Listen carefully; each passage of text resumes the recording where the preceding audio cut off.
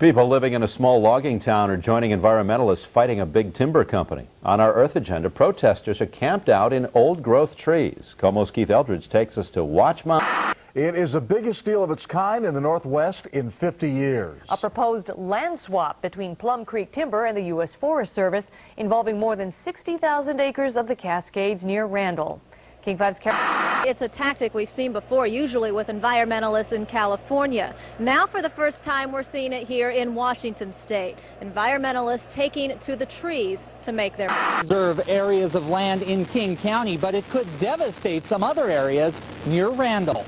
Land swap opponents are now living in a tree city, saying they won't come down until the land swap deal excludes trees in the Gifford-Pinchot National Forest. But our chief goal is to get Plum Creek out of here. Years in the making. And tonight, the 60,000-acre land swap between Plum Creek Timber and the U.S. Forest Service is only the president's signature away from becoming fair.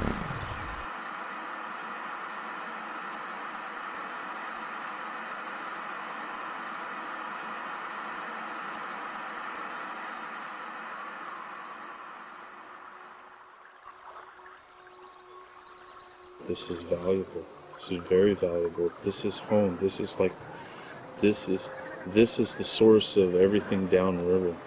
Whatever happens upriver affects everybody downriver. You know, you don't take care of the mountains, and don't take care of the freshwater streams, and don't take care of the roots and the berries and the places where the fish spawn, and make that home okay. And what happens to the people downriver?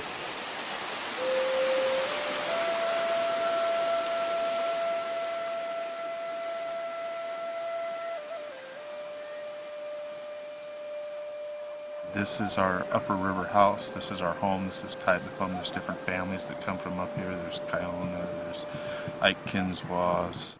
There's not a lot of us left. They had a smallpox epidemic that just annihilated villages of our people at one time.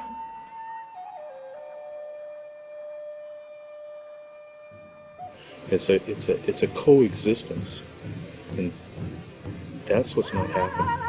It's just not happening. It's about economics now. People take.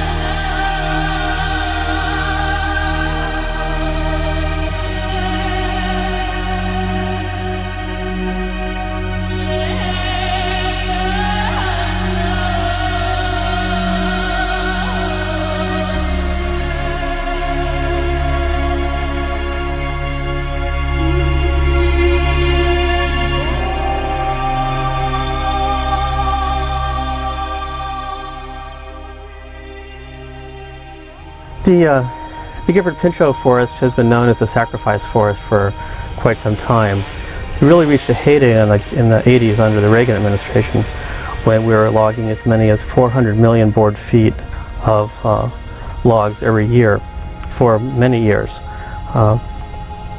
That sort of devastated the forest. What we have left is a very fragmented forest, a forest that's covered by clear cuts and roads, a forest where we have very little true forest habitat available for old-growth albicate species. Once you cut the trees down, you've destroyed the heart. You've removed what makes it what it is. When you cut old growth, you're cutting people's heritage. You're cutting what has made them and removing what has made them who they are. And there is no way to replant that.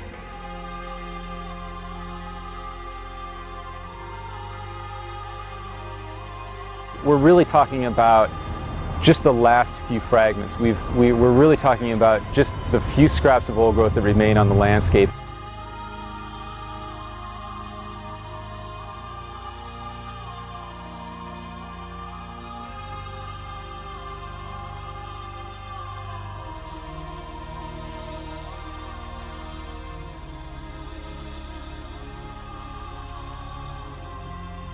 With the forest practices the way they are, with Option 9, the salvage rider attacking our forest, and now land exchanges, we're watching the forest fall faster and faster. When traveling through Southwest Washington, it's obvious that that area has taken the brunt of industrial logging. The Gifford Pinchot National Forest has been cut down, logged down, shipped out, logged some more.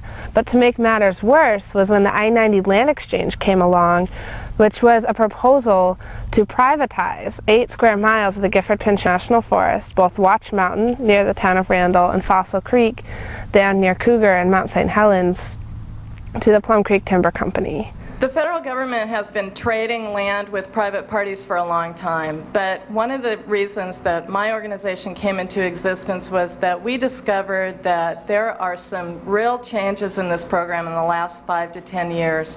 What's happening is, particularly in the Northwest with timber companies, the companies have cut down most of the trees that they have on their land, and they need more trees. That's what it's all about. We see a lot of larger and larger land trades that, like this one, involve thousands or even tens of thousands of acres of land. The I-90 land exchange is one of many land exchanges that are attacking our national forest.